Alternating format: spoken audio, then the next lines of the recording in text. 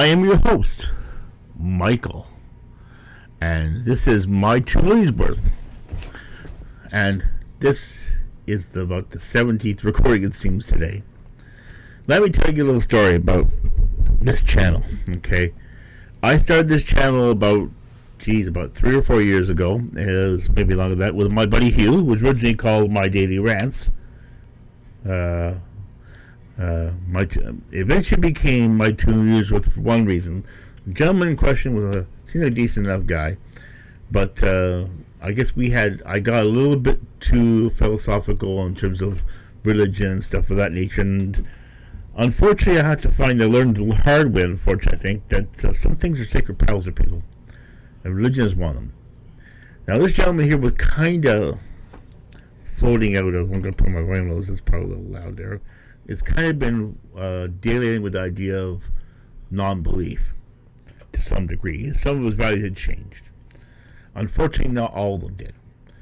He was attempting to still desperately hold on to some values and sort of retrofit them into his new worldview so that he wouldn't have to give up everything. So it ended up, because of that, I pushed a little bit too hard maybe on him, and of course I think I pushed a little too hard, and eventually I lost touch with him. His name was Hugh Manson. Very, very great gentleman. He's the reason why I'm still here. He's the reason why I'm an Ottawa Senators fan big time, more so than anything else. He was able to take me. I met him at one game and made a lifetime, I thought was a lifetime friendship. Sometimes friendships don't last, and sometimes they do. Anyway, enough said about that. He's no longer with us, but he was a great influence on my life. I'd like to thank him very much. If he sees me out there, thank you so much, sir. You may not think you meant something to me and that you made a difference in my life, but you frankly did. Anyhow, back to what the problem is. I started this journey with a basic Logitech webcam, and then eventually got a capture card to use my digital camera, which is a 1080p digital camera, which worked okay until I found out that the thing is I was doing it in the test standby mode for the output of the video camera, and every 20 minutes the thing would shut off unless I was recording. And if I forgot to press record, it would cut, and the camera would go blank, and then we'd lose everything. So I went back to the webcam, and the webcam seemed okay. It didn't give me the wide screen, of course, that the other camera did, but it was a little more reliable. Color balance was great. Made by a company called Logitech. Now, Logitech has been in the business of making cameras for quite some time now, and my goal was to get the Brio camera. This is when it came out 4K. Great little camera. And I thought, hey, let's get this camera. My life will be just great. I'll be able to broadcast in 4K. Everything's talking about 4K and whatnot. So, anyway, I've been through certain iterations. I went and bought 4K capture boards because what happened when I wanted to aspire to 4K was during the pandemic. And everybody wanted a 4K camera. Everyone wanted video cameras, especially 4K cameras. So you can imagine the whole supply demand thing. And it didn't help when all the governments of the world put a whole bunch of money out there. The prices of things hadn't inflated just yet. That was going to come later. But prices of things going to be added. But the demand for that, with all this money coming out there, and all of a sudden people were buying webcams and made a shortage of them, and companies then when the pandemic lowering the supply chain of manufacturing things were closed down, that put a double whammy to get things like webcams. So I ended up getting a 4K capture board, 2 of them matter of fact, but no 4K camera. So a lot of the time I was working either with the Logitech camera I had, which was an old 1080p camera, or my 1080p video camera when I switched back and forth between the two. Move forward to today. Today has been a monumental day for me. What happened today? Well, first of all, a couple months before that, my lovely fiancée Monica bought me this beautiful new tower I'm sitting on here. Excellent little machine, which I have since upgraded from the 16 gig came with to 32, which has increased it quite substantially over the original thing. I've just added this lovely 4K camera, Brio, my dream camera, for the lovely price of $75 used. Nothing really wrong with it, just the person, turns out, had bought 2 of them and decided to get rid of the one. They were selling it originally for $120, then it went down to $100, then it went down to $80. I went and offered them $75, and lo and behold, they accepted the $75, and now because of that, I am now able to play with it. Now, I had to do some adjustments, because one thing I didn't know about 4K is that in order to get 4K out there and make the thing work, a lot of times most of it's encoded. To send over the unit especially, we have to encode things and make them smaller with compression. I had to play with the commercial. I hadn't done a bunch of settings. I set the thing up to 60 frames, and I thought maybe I can do 60 frames a second. It turns out, a little bit of tinkering, no, I can't. I switch everything down to 30 frames. Now, 30 frames is fine. Absolutely fine, because the fact that it's good enough to resonate range. We only need 24 frames of video to actually make things work in movies. 25 you're talking about European, and 30 in the case of your North American video standard for encoding things, where you can not discern the change in things, and any spot and the lane changing light wasn't discerned. You can't determine. 60 frames is perfect. 24 frames for movies is great. It's great. That works for film. 25 for European, of course. North American is 30, like I said. Anyway, so I put the thing. I had it in 60 frame capture, but the 60 frame encoding with 30 frame capture. And I couldn't figure out why the thing was telling me, "Hey, your capture rate's too high." So I went back and did some change and looked at it and said, "Oh my God, here's the problem." I got the 30 frame device that I rolled down, but it was still in 60 frame capture encoding. So of course the encoder was going crazy, even though the device was only putting 30 frames out. It was expecting to generate 60 frames in compression. I said, well, here's the problem. If I'm putting only 30 frames anyway, why do I need 60 frames for putting out the output of it if the data coming in is only 30? It's like having a big refrigerator and only filling like it half full. So now that I fixed that, the setting is gone, the problem seems to be solved. Hopefully this recording won't start, because when I did the test recording and looked at it with the encoding problem, I didn't realize when it was encoding wrong. It looked okay on my screen, but when they printed out the video, it was crap. So apologies I would have put that video out there. I lost all that recording pretty much for nothing. It does show up. The audio is fine on it, but the video kind of sucks.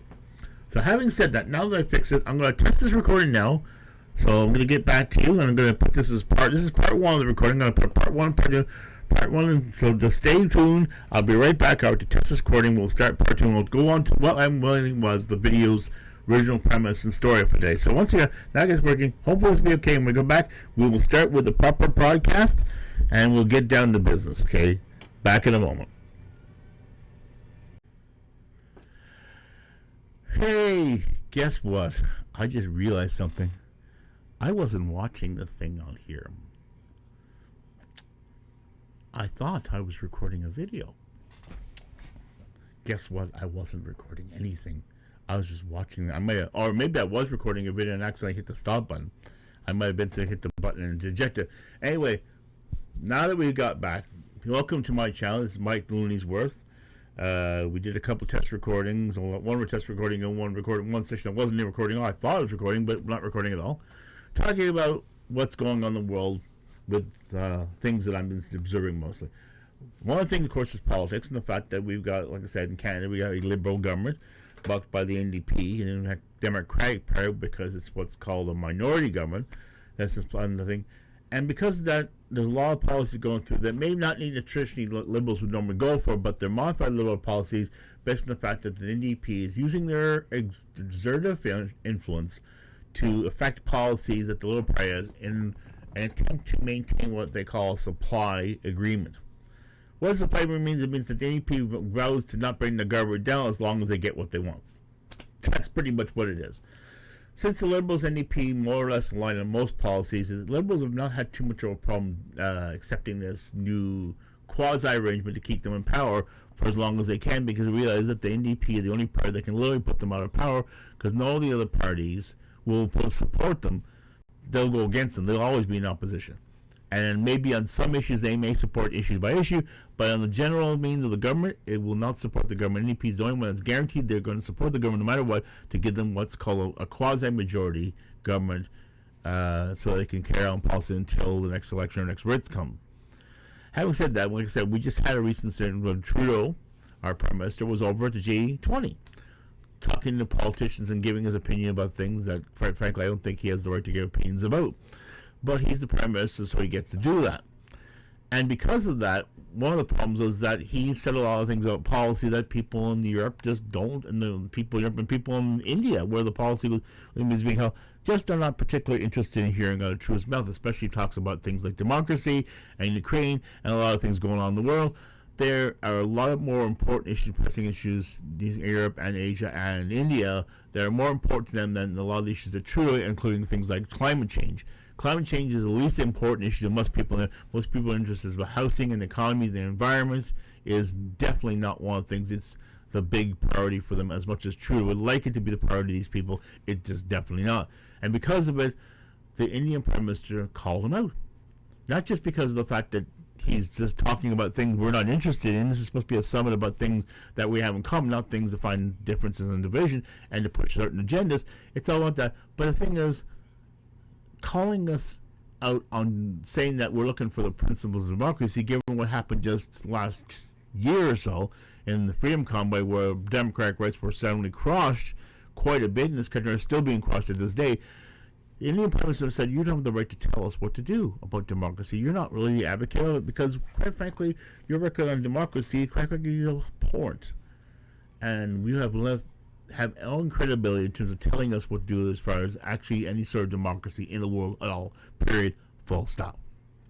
I'm glad to see that there are people in the world brave enough to call Trudeau out, even if they're not necessarily in Canada, that hopefully the word will get out that more people start getting braver to call politicians, not just Trudeau, on their bullshit.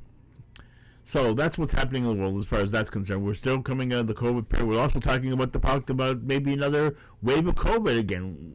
Who knew? And another season of discontent, possibly.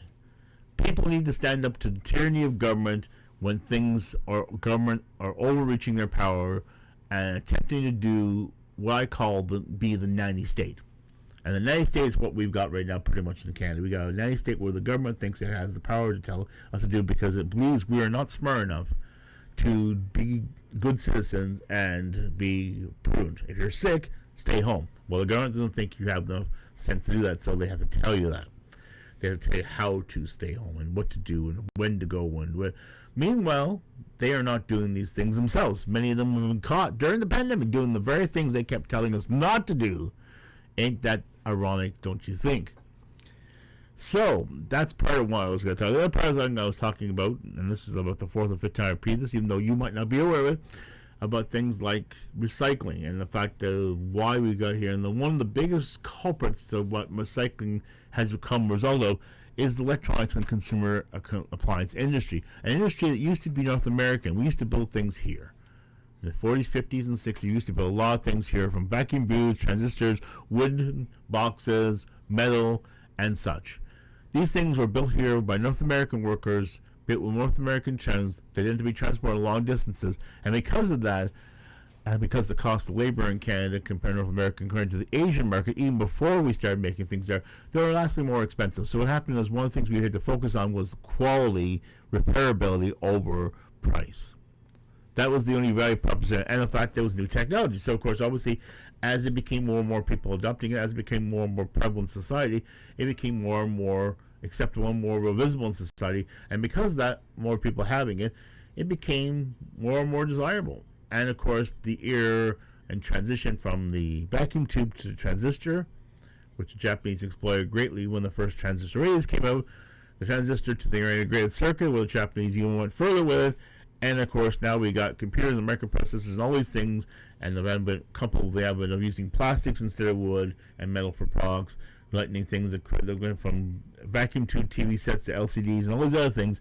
The whole world is changing. And what's happened is because Europeans and North Americans cost a lot for living, a high standard of living, a lot of these things got to move to Asia. And so when the coupling of the lighter weight plastics and the cheaper manufacturing and the use of transistors instead of vacuum tubes and all these things made a major shift in the way things are done. And what happened was a lot of things eventually started becoming less and less repairable.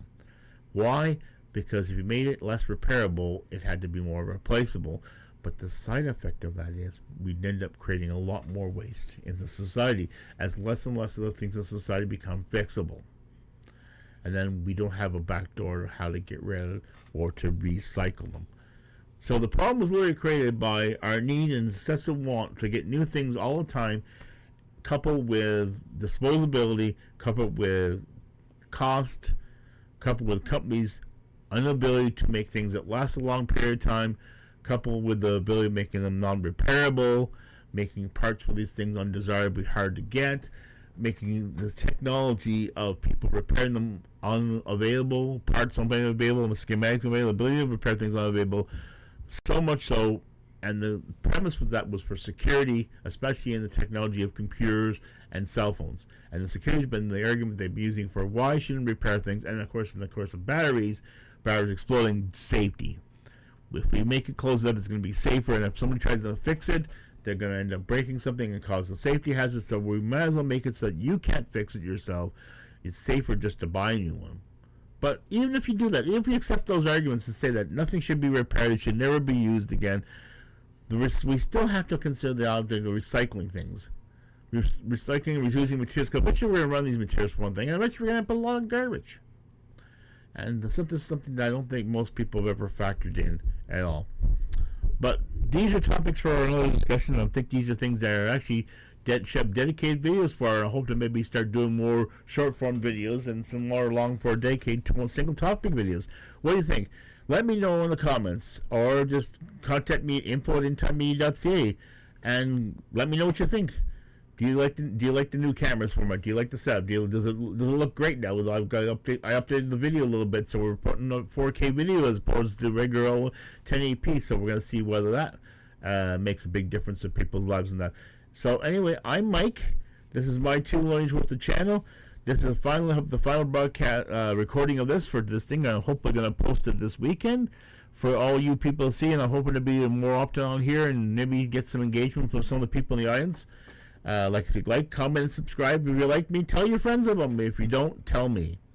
And then maybe I can figure out what to do that make the thing better, because that's ultimately why I'm on the quest to self-improvement as well. Anyway, take care and talk to you soon. Bye for now.